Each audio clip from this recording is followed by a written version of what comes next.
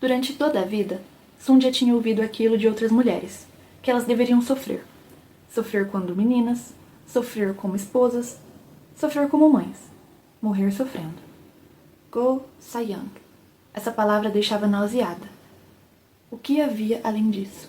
Começando o vídeo desse jeito, eu quero falar com vocês um pouquinho sobre Pachinko, uma das melhores leituras desse ano. Oi gente, sejam bem-vindos ao meu canal.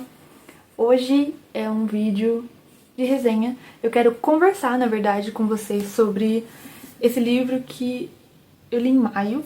Na verdade, eu comecei a leitura dele quase no final de março, então foi basicamente 2 meses e meio para eu terminar esse livro, que ele não é pequeno, ele é um livro de 530 páginas. Eu acho que eu não teria conseguido ler esse livro mais rápido. Foi um livro que ele é muito denso e, embora não pareça, tem muitas camadas aqui. Então é sobre isso que a gente vai conversar aqui hoje. E se você já leu esse livro, eu gostaria muito que você deixasse sua opinião aqui embaixo.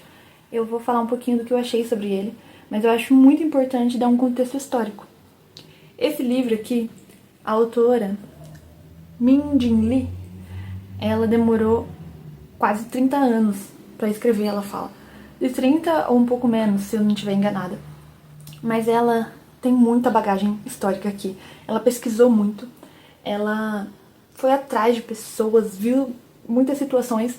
Tanto que uma das situações que ela comenta no final do livro foi algo que aconteceu. E ela transformou isso em algo ficcional. O livro começa com todo o contexto da ocupação japonesa. E não é algo tão falado, pelo menos eu não sabia dessa parte da história, onde o Japão basicamente tomou conta da Coreia. A gente começa o livro em 1910 na Coreia, uma província da Coreia, e termina em Tóquio, em 1989. Ou seja, são quase 90 anos de história retratada nesse livro.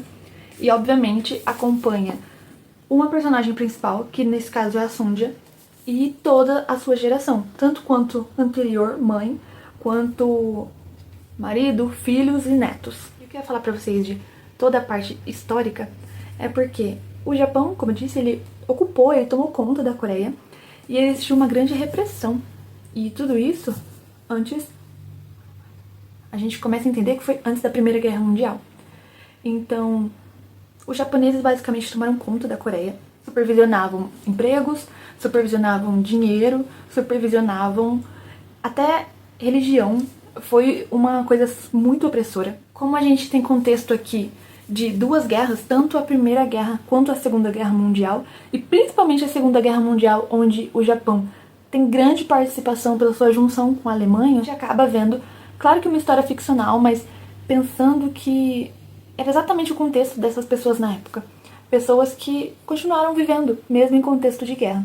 E eu acho que isso a autora deixou de um jeito muito legal de se ler. Não é uma história bonita de se ler, mas é algo que nos faz pensar. Não tem como você ler isso aqui e não pensar. Que são histórias tratadas em momentos críticos, momentos de guerra, onde havia uma grande repressão. Os coreanos, eles não poderiam ser eles, porque eles eram reprimidos pelos japoneses, maltratados literalmente pelos japoneses.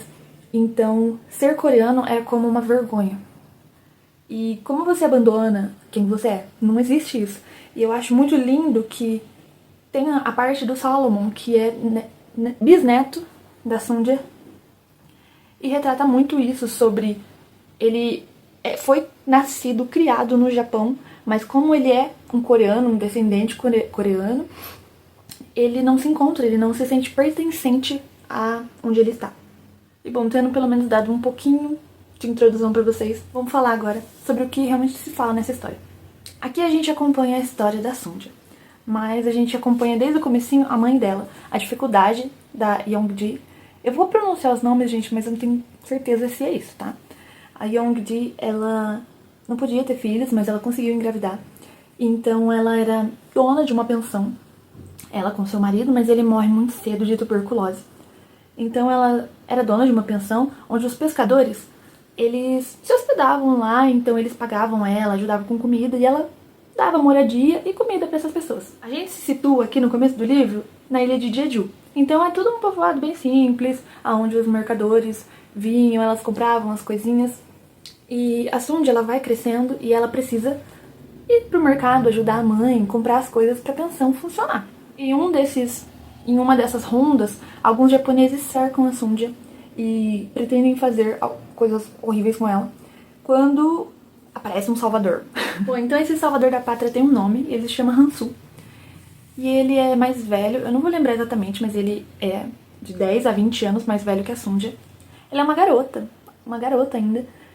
E ela tem uma breve paixão por ele. É algo proibido, escondido. E depois disso, ela muda os olhos pra muita coisa, acontece uma coisa que vai mudar totalmente o rumo da história. E eu não posso falar, senão vai dar um grande spoiler. E talvez seja bom pra contribuir, mas eu vou não arriscar. Então acontece uma coisa muito difícil na família delas, principalmente com a Sunja. E a gente acompanha a Sunja precisando ir pro Japão, por conta de tudo isso que aconteceu, que eu não posso falar. E aí que a história começa. O desenrolar dessa história realmente começa no Japão, quando ela tá num país que não é o dela, numa cidade que não é o dela. E aí a gente entende o que os coreanos estão passando. Quando chega no Japão, ela encontra como se fosse um bairro de coreanos e eles podem só ficar ali, pagando aluguéis caríssimos. Então, mesmo que tivesse posses ou algum nome na Coreia, quando eles vão pro Japão, eles não são mais ninguém. Olha só, além de coreanos. Então, é realmente tratado como se fosse uma coisa desonrosa eles serem quem eles são. Então a gente acompanha isso o livro inteiro. E é bem mais pesado o fardo pela Sunja ser mulher, porque ela é vista como muito menos que nada. Se um coreano pelos japoneses já era visto como algo completamente ruim, algo como se fosse algo ruim, uma mulher coreana é nada pra eles. É somente algo que eles querem usar. E a gente acompanha a história aqui de uma mãe que luta pelos seus filhos e ela passa muita dificuldade. Ela passa por grandes coisas, a gente vê uma grande repressão aqui, até em contexto de religião. Tem uma parte aqui de um personagem que é muito importante da história, que é o Isaac, e eu amo o Isaac. Eu amei ele do começo ao fim. A gente entende que o Isaac é Baek Isaac. Ele é um pastor, né? Ele já se apresenta como um pastor. E ele faz algumas missas, ele sai pras missas, pros cultos. E é visto isso como algo de uma rebelião. Ele tem que ser preso. Então a gente começa a entender que, meu Deus, o que tá acontecendo aqui? E são todas essas pessoas vivendo nesse contexto. Essa história é dividida em partes. É dividir realmente a história, onde a gente vai ver a Sunja menina, a Sunja adulta, mãe, a Sunja vó, acompanhando a vida dos seus filhos, netos e até bisnetos. E, gente, a história que mais cruza aqui, que são mais distintas, é da Sunja e do seu bisneto Solomon. E até a gente entender por que o nome do livro é Pachinko. Pachinko é um grande jogo tratado na Coreia e Japão, que pra nós brasileiros é como se fosse caça-níqueis, vai. Então eles são realmente viciados nisso, é aposta, não é bem visto, mas é o único jeito que a família vê de se reerguer. Então é muito difícil falar desse livro sem dar spoiler, sem dar um contexto tão grande pra vocês. Mas é um livro muito importante. É um livro que retrata uma parte da história que realmente foi esquecida. E quando eu li no começo do vídeo sobre a Sunja falando que ela é ensinada desde criança que as mulheres nasceram pra sofrer. Então, mães vão sofrer, meninas, mulheres, avós, qualquer contexto, vão nascer, elas são destinadas, né, predestinadas a nascer e sofrer. E ela luta muito contra isso, porque ela não quer acreditar nisso, embora ela tenha ouvido isso a sua vida inteira. E tenha sofrido. É realmente um livro onde a Sunja, ela sofre muito nessa história, porque em contexto de ocupação, guerra, repressão, não tem como ser um livro bonito de se ler. Mas se você quer saber, ainda assim, existem momentos ricos nessa história, onde existe força, existe uma determinação linda de uma mãe, e de uma esposa, de uma mãe e de uma mulher. E isso me encantou. Eu ri com esse livro, embora não pareça. Eu consegui rir, eu consegui chorar com esse livro. Existem momentos nessa história que são muito complicados, mas se essa autora tem um grande ponto com a gente, é que ela não fica mastigando isso. Acontecem coisas nessa história que são muito pesadas, mas a escritora simplesmente decide a não ficar remoendo aquilo. Ela só escreve, isso aconteceu, acabou. Acaba o capítulo e a gente vê que passaram alguns dias, então tipo assim, mas peraí, o que aconteceu? Como vai ser a partir de agora? Não importa, a vida vai continuar. E ela não se aproveita desse momento de sofrimento, sabe? Porque eu acho que seria muito mais triste do que essa história já é, e não precisa. Não precisa mesmo, porque a mensagem que esse livro passa é muito linda. É uma história, assim, de superação, de família, sabe? É uma família do começo ao fim, unida, e mesmo em trancos e barrancos tentando se manter de pé.